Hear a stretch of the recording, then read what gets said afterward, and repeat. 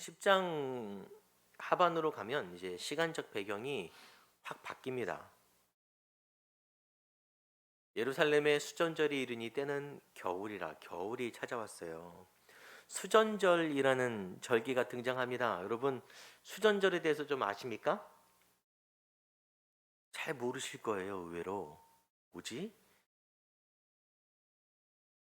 우리는 별로 익숙하지 않은데 유대인들에게는 지금도 굉장히 큰 절기 행사예요.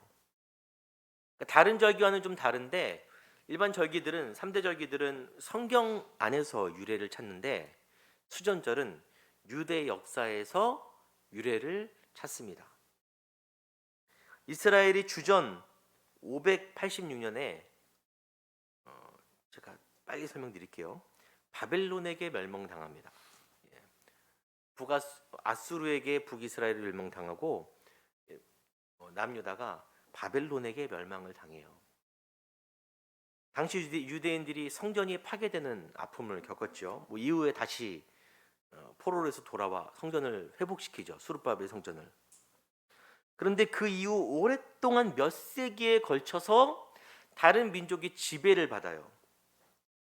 바벨론 이후에는 바사, 페르시아라고 하는 나라죠. 들어보셨을 것입니다. 그리고 이어서 헬라 왕국의 지배를 오랫동안 몇 세기에 걸쳐서 이스라엘이 받습니다. 이 헬라에 유명한 대왕이 한 명 있어요. 여러분, 이름만 들어도 이름은 아실 거예요. 그 내용은 몰라도. 알렉산더. 들어보셨죠? 대제국을 이루는 업적을 남긴 사람이에요. 이 사람이 굉장히 많은 업적을 남기고 젊은 나이에 요절을 합니다. 그 이후에 그의 장군 4명이 그 나라를 분할로 통치해요. 그 대제국을 4개로 분할로 통치하는데 당시 이스라엘이 포함된 유대 나라가 포함된 그 넓은 지역을 시리아라고 하고 성경에서는 수리아라고 합니다. 수리아. 그 상태로도 시간이 많이 지났어요. 이제 주전 167년 예수님 이 땅에 오시기 전에 160년쯤 전에 이 시리아 지역을 다스리는 사람으로 누가 세워졌냐면 안티쿠스 에피파네스라는 사람이 세워졌습니다. 그 지역을 다스리는 왕이 됐어요. 그런데 그가 뭘 했냐면 팔레스타인을 완전히 장악한 후에 유대인들을 핍박하는 거예요. 근데 여러분, 경제적으로 핍박하고 물리적으로도 핍박하고 거기까지도 괜찮은데 종교적으로도 핍박합니다. 유대인들이 하는 모든 종교적 행위를 금지시켜요. 할례도 금지시키고 안식일도 금지시키고 성전 제사도 금지시켰어요. 아무것도 못하게, 율법을 지켜 행하는 것도 못하게 했어요. 거기다가 성전이 하나님께 예배드리는 곳인데 제우스 신전으로 제우스 신상으로 그 성전 안에 다 채워놓은 거예요. 제우스의 제단으로 성전에다가. 거기다가 자기 생일이 되면 그 제우스 신전에다가 하나님의 성전이잖아요. 유대인들이 가장 불경하게 여기는 동물 돼지 피를 갖다 바쳤습니다. 굉장히 힘든 일인 거예요, 유대인들에게는. 근데 이 중에서도 유대인들이 특히 견딜 수 없는 게 있는데, 아까 그 왕이 안티쿠오스 에피파네스라 그랬잖아요. 에피파네스란 말이 뭐냐면 신이 현현했다, 신이 나타났다, 나는 누구다라는 거예요. 곧 신이다라는 거예요. 유대인들이 가장 불경하게 여기는, 참남하게 여기는 죄가 신성모독죄입니다. 근데 자기를 신이라고 하는 거예요. 유대인들이 참다 못해서 반란을 일으킵니다. 제사장 마따디아가 그 5 아들과 함께 3년간의 게릴라 전 반란을 일으켜요. 3년의 전쟁 끝에 승리하고 헬라 왕국을 몰아냅니다. 근데 그때 가장 큰 공을 세운 인물이 그 마따디아의 셋째 아들 마카비라는 사람이 있어요. 그 사람이 가장 큰 공을 세우고 앞장섰어요. 그래서 그 혁명을 마카비 혁명이라고 합니다. 혹시 어디선가 들어보신 적도 있으실지 몰라요. 유대인들이 아직도 이 기념일을 지켜요. 전국적으로 유대인들이 지킵니다. 자, 이제 전쟁이 끝났어요. 모든 시설들이 다 엉망이 됐겠죠. 지금 우크라이나 전쟁하고 있는데 얼마나 많은 시설들이 부서지고 있습니까? 사람도 죽고. 전쟁이 끝났는데 이제 모든 것들을 수복해야 되지 않겠습니까? 근데 가장 참담하게 훼손된 것이 뭐냐면 성전이 훼손된 거예요. 하나님께 예배드리는 성전에 제우스의 우상의 신들이, 우상의 제단들이 가득한 거예요. 그래서 이스라엘 사람들이 우상들을 다 쓸어버리고 제단을 새롭게 쌓습니다. 수전절이 의미가 수가 고치다, 전이 전가, 그런 의미인 거예요. 그러니까 성전을 고치는 절기, 성전을 회복시키는 절기가 수전절이에요. 좀 이해되시죠? 수전절이. 그리고 성전을 정비한 후에 이제 부정한 것들을 다 영적으로 몰아내는 의식을 치르려고 하는데, 여러분 성전에 가면은 이런 촛대가 있어요. 이렇게 여러 갈래로 된 촛대가 있지 않습니까? 그 촛대가 성전을 상징하는 촛대인데 그 촛대에 불을 붙여야 되는 거예요. 근데 막상 의식을 행하려 보니까 기름이 하루치밖에 없었어요. 어떻게 하지 고민을 하다가 그 하루치 기름으로 불을 붙였는데 그 기름이 8일 동안이나 불탔다고 합니다. 그래서 유대인들이 이 기적을 기념하여서 수전절이 되면 8일 동안 촛불에 불을 밝혀요. 그래서 수전절의 다른 이름이 하누카라고 하는데 빛의 축제입니다. 자, 여기까지 수전절에 관한 이야기고, 이제 그때 일어난 일이 지금 오늘 본문에 소개되는 일입니다. 어떤 상황이 지금 벌어졌냐면 유대인들이 다시 돌을 들어서 누구를 치려해요? 예수님을 치려고 해요. 다시? 전에도 그랬나? 여러분, 간음했던 여인을, 현장에 붙잡힌 여인을 예수님이 변호하시고 그에 대한 말씀을 하시다가 예수님이 아브라함 이전에도 내가 있었다라고 말씀하세요. 그때 유대인들이 돌로 예수님을 쳐 죽이려고 합니다. 돌로 처형하는 방식은 유대 전통 방식이에요. 스데반 집사님이 뭐에 맞아 죽었어요? 돌에. 바울도 돌에 맞아서 죽은 줄 알고 유대인들이 돌아갔는데 아직 살아있어갖고 계속 전도한 거예요. 가끔 이상한 상상을 하고 합니다. 예수님이 십자가에 죽으셨지 않습니까? 십자가는 유대인의 방식이 아닌 거예요. 로마의 방식입니다. 돌에 맞아 죽으셨으면은 어땠을까? 교회 옥상마다 돌을 올려놔야 되나? 우리도 주님 맞아 죽으신 돌멩이 이렇게 찬양을 해야 되나? 가끔 그런 혼자 웃음 상상을 해봤어요. 자, 지금 이 사람들이 왜 예수님을 돌로 쳐 죽이려고 하냐면 바로 이전 상황이 좀 나오는데, 예수님이 성전한 솔로몬의 행각에서 말씀을 전하시고 사역을 하시는데 유대인들이 예수님을 둘러싸고 이야기했습니다. 당신이 언제까지 우리 마음을 의혹하게 하려 하나이까? 당신이 언제까지 우리 마음을 흔들겠습니까? 그리스도인이라면, 그러니까 그리스도라면 밝히 말씀하세요. 당신이 그리스도라면 그냥 속 시원하게 밝히 말씀해 주세요라고 하는 거예요. 근데 여기서 유대인들이 진짜 그리스도인 것을 확인하기 위해서, 메시아인 걸 확인하기 위해서 하는 이야기가 아닙니다. 사실 예수님의 지난 행적을, 말씀을 잘 아는 사람들은 돌아볼 때 그분이 메시아이고 그리스도이심을 충분히 알 수 있는 거예요. 솔직히 그들도 알 수 있었습니다. 알았어요. 그런데 그들의 불신에 굳은 마음이 그 이해를 막고 있는 것입니다. 여러분, 마음이 굳어지면 정말 이해할 만한 것도 이해하지 않게 됩니다. 우리가 그런 성도가 되면 안 되는 거예요. 지금 예수님께 대한 지독한 반감을 품고 이 질문을 던지고 있어요. 여러분, 사람을 돌로 쳐 죽이는 게 여러분 그렇게 쉽지 않습니다. 일단 돌을 구해야 되지 않습니까? 사람을 쳐 죽일 만한 돌멩이가 흔하게 널려 있는 게 아니에요. 여기서도 지금 밖에 나가고 사람을 쳐 죽일 만한 돌멩이는 찾아야 됩니다. 수많은 사람들이 돌을 함께 들려면 돌을 준비해야 돼요. 강가가 아니면. 더군다나 여기가 지금 어디예요? 성전이잖아요. 돌이 별로 없어요. 잘 정비되어 있습니다. 그럼 예수님을 쳐 죽일 돌은 어디 있는 거예요? 준비해 온 거예요. 돌을 준비해 와야 됩니다. 그러니까 이미 예수님을 쳐 죽이려고 돌을 준비해 놓고 그리스도라면 밝히 말씀하세요라고 물어보는 거예요.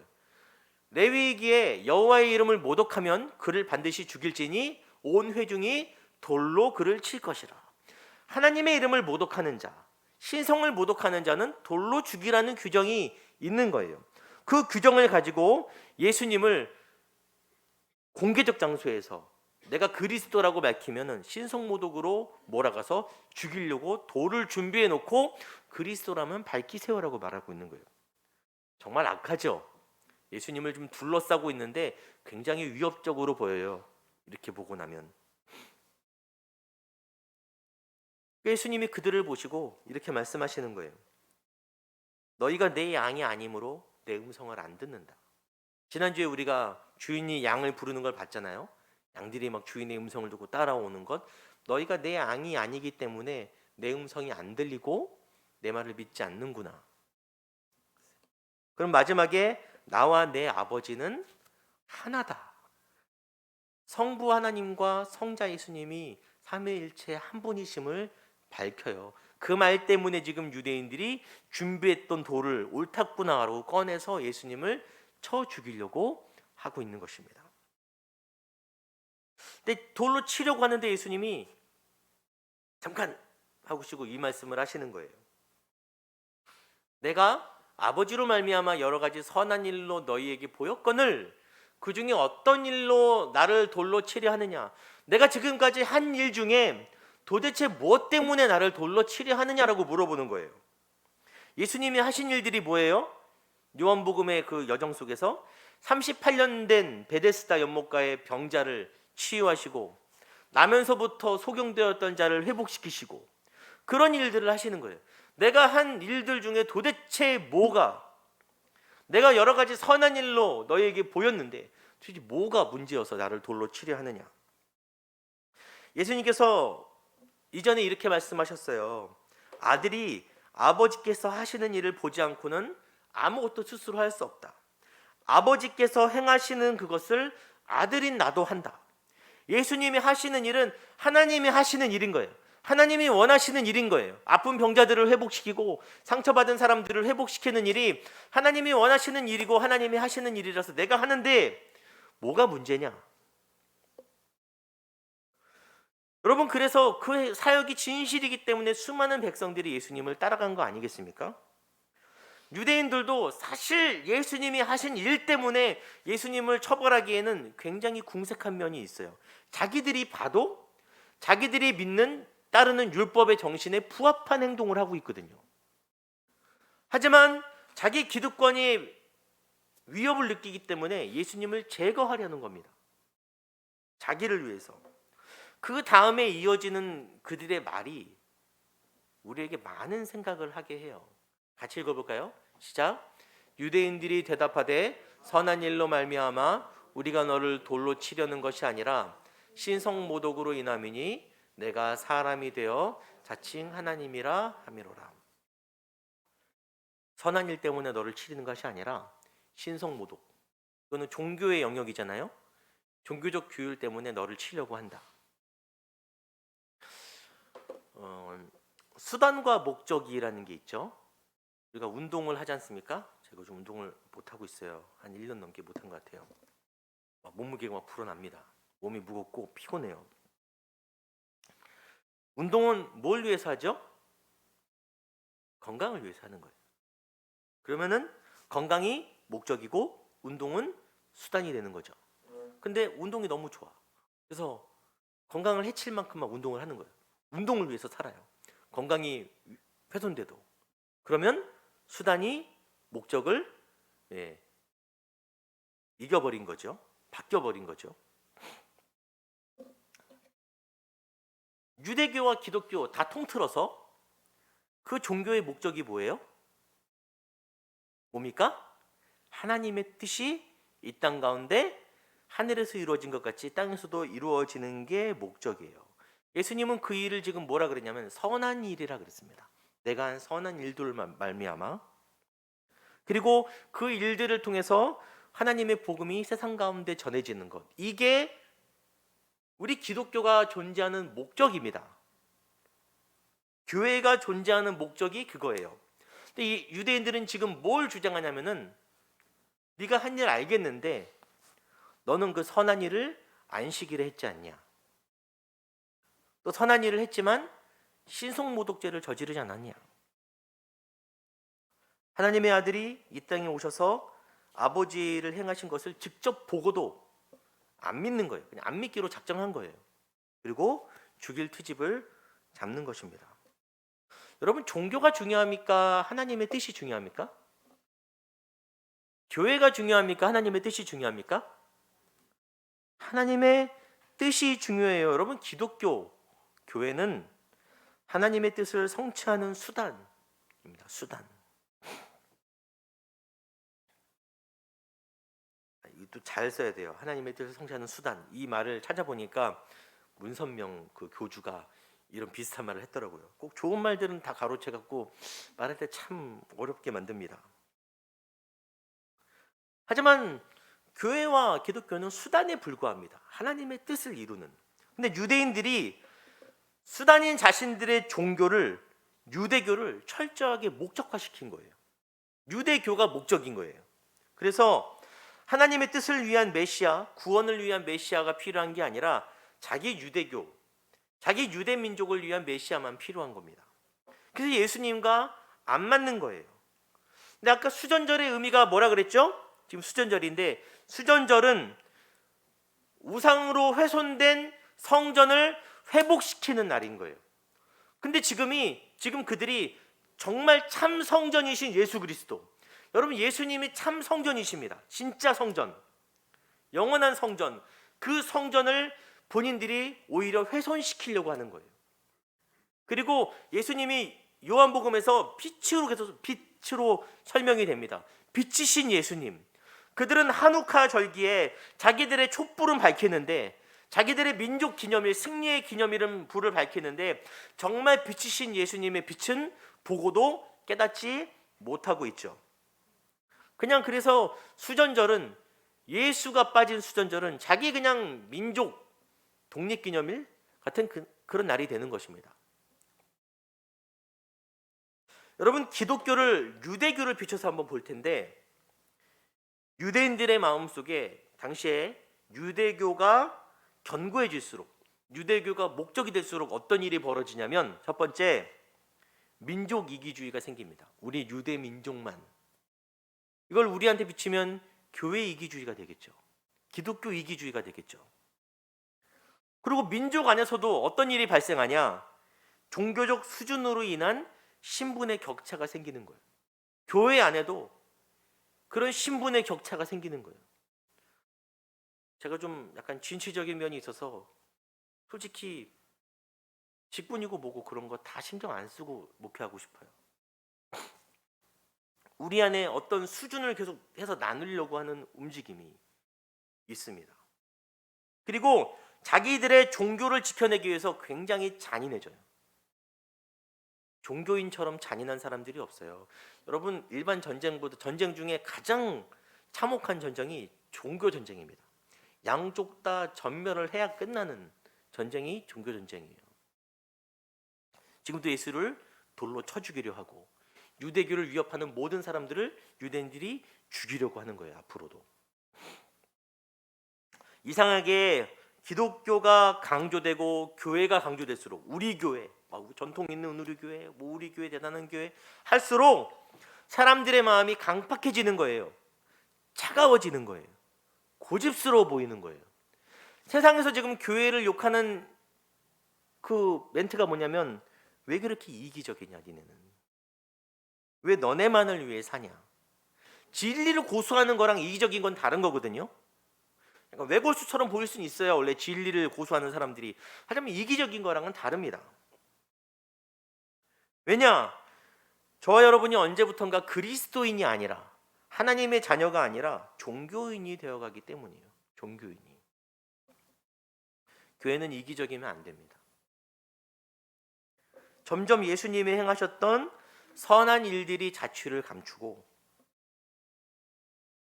제가 또 그 선행에 관한 이야기를 하면 가끔 공격을 받아요. 우리가 오직 믿음으로 구원받는 거지 선함으로 행함으로 받는 게 아닌데 행위 구원을 얘기하는 거냐.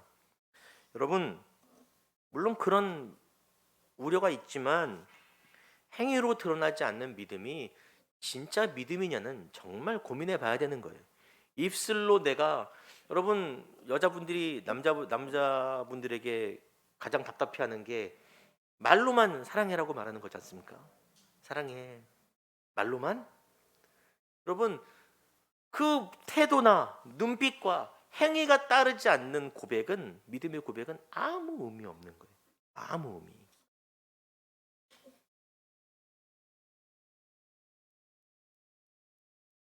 이제 신성모독에 관한 예수님의 답을 이제 마지막으로 가면서 오늘 말씀 마칠 텐데, 그래 신성모독이야? 그러면은 말씀대로 한번 풀어보자 라고 논쟁을 거세요. 34절에 너희 율법에 기록된 바 내가 너희를 신이라 하였노라 하지 아니하였느냐. 성경에 믿는 사람들을 신이라고 말씀하신 기록된 구절이 있어요. 그게 구약 시편에 기록된 것입니다. 한번 볼 텐데, 내가 말하기를 너희는 신들이며 다 지존자의 아들들이라. 그래서 오늘 말씀 제목이 너희를 신이라 하였노라 그랬어요. 하나님이 우리를 신이라고 불러주셨어요. 여기서 또 잘 해석을 해야 됩니다. 삐끗하면 이제 이단으로 가기 때문에 저도 조심스럽게 한번 가보도록 하겠습니다. 어제 저희 아이들과 얘기를 하다가 저희 딸아이가 선 넘네 이렇게 얘기하는 거예요. 선 넘네. 처음에 무슨 말이지 했더니 선 넘지 말라는 거죠. 선을 넘으면 돼요, 안 돼요? 안 돼요. 한 가지 분명한 것은 예수를 믿는다고 해서 우리가 신적 존재가 되는 건 아니에요. 아닙니다. 누가 그렇게 생각을 합니까? 라고 할 수 있지만 안 그런 것 같죠? 정말 비일비재하게 이런 일들이 많이 일어납니다. 제가 지난주에도 말씀드렸어요. 영적인 것에 대해서 진짜로 뭔가를 아는 것처럼, 진짜 모르겠거든요. 진짜로 다 이해하는 것처럼, 보는 것처럼, 또 그것을 내 임의대로 할 수 있는 것처럼 말하는 사람들이 많고, 또 거룩을 잘못 인식하여서 어떤 탈인간적인, 그냥 이 세속기 인간과는 다른 수준의 어떤 존재처럼 행하려는 모습들, 바리새인들이 그랬어요. 교회도 그런 사람들 많이 있습니다. 신적 존재인 것처럼 하는 사람들이 많이 있어요. 우리 주위에도. 저와 여러분일 수도 있고. 에덴 동산에 선악과가 가운데 있었습니다. 생명나무와. 왜 그게 하필 거기 있었을까요? 그것만 없었어도 우리가 지금 이 모양은 안 됐을 텐데 왜 그게 그 자리에 존재했죠? 그런 질문들을 가끔 하시지 않습니까? 왜 에덴 동산에는 선악과가 있어야만 했을까요? 선인 거예요. 선. 하나님께서 네가 다 임의대로 통치해도 돼. 동물 이름들 다 네 마음대로 지어도 돼. 다 해도 돼. 하지만 이건 안 돼. 나는 하나님이고 나는 창조주이고 너는 피조물이잖니? 선악과는 그 경계선인 거예요. 먹지 마라. 그럼 조금 전에 이야기한 시편의 신들은 도대체 뭐냐? 이 신들은 재판관을 이야기합니다. 사실 재판관에 관한 이야기인 거예요. 이스라엘에서 제사장이나 재판관들은 하나님의 권한을 대행하는 신적 존재처럼 여겼어요. 근데 그들의 업무에 신적인 의미가 부여됐다라는 의미고, 근데 여기서 잘 해석해야 되는 게 신적 권위가 그들에게 있는 게 아니고 뭐냐면 재판을 함에 있어서 제사장직을 수행함에 있어서 사적 감정이나 이권이 아니라 하나님의 명령대로 신의 뜻대로 그 일을 행해야 된다. 그래서 신이라고 부르는 거예요. 모세가 바로에게 보냄을 받을 때 하나님이 모세를 바로에게 보내지 않습니까? 내 백성들을 구출하라. 그럴 때 하신 말씀이 여호와께서 모세에게 이르시되 볼지어다 내가 너를 바로에게 신같이 되게 하였은즉. 모세가 가서 한 일이 뭐예요? 자기 능력을 과시했습니까? 아니에요. 하나님의 말씀을 전하고 하나님의 능력을 보여줬어요. 우리가 예수를 통해서 신이라 불림받은 거예요. 하지만 그것은 우리가 신이 되는 것이 아니고 하나님의 뜻을 온전히 행하는 사람이 되는 것입니다. 저와 여러분이. 마지막으로 하나님이 인간을 창조하실 때 흙으로 사람을 지으시고 그 속에 뭘 부어주셨어요? 생기를 부어주셔서 우리가 뭐가 됐습니까? 생명이 됐어요. 그래서 하나님의 형상을 우리가 지음받았다는 것은, 하나님의 형상을 닮았다는 것은 겉모습, 하나님이 눈, 코, 입이 있고 그 말이 아니라 우리 안에 하나님의 영이 있는 생명이라는 의미죠. 근데 인류가 범죄함으로 말미암아 그 형상을 잃어버린 거예요. 형상이라고 하니까 그 겉모습이라고 생각하는데 하나님의 영과 단절이 된 것입니다. 우리에게 부어주신 그 생기와 단절이 됐어요. 그래서 우리가 껍데기가 된 겁니다. 껍데기. 그래서 하나님께서 원래 만드신 인간의 모습이 생명이 된 모습이 인간다운 모습인데, 지금 그 범죄함으로 사람들이 인간다운 모습을 유지하고 있어요? 유지하지 못하고 있어요? 유지하지 못하고 있어요.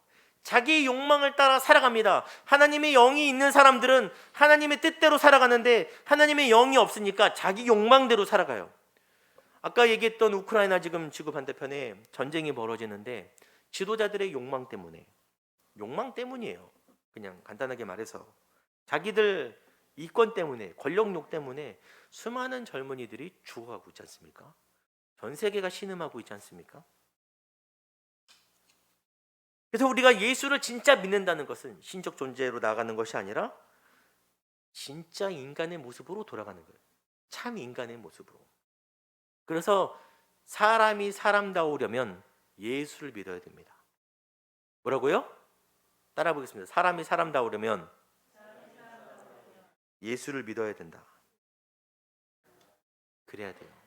그래서 다른 사람들이 여러분들을 볼 때, 저를 볼 때, 저희 교회를 볼 때 차갑고 이기적인 종교인의 모습, 냉랭한 교회 모습이 아니라 선한 열매가 맺히고 하나님의 뜻이 이루어지는 정말 사람답고 정말 교회다운 그런 저와 여러분이 되기를 간절히 소망합니다. 우리 말씀.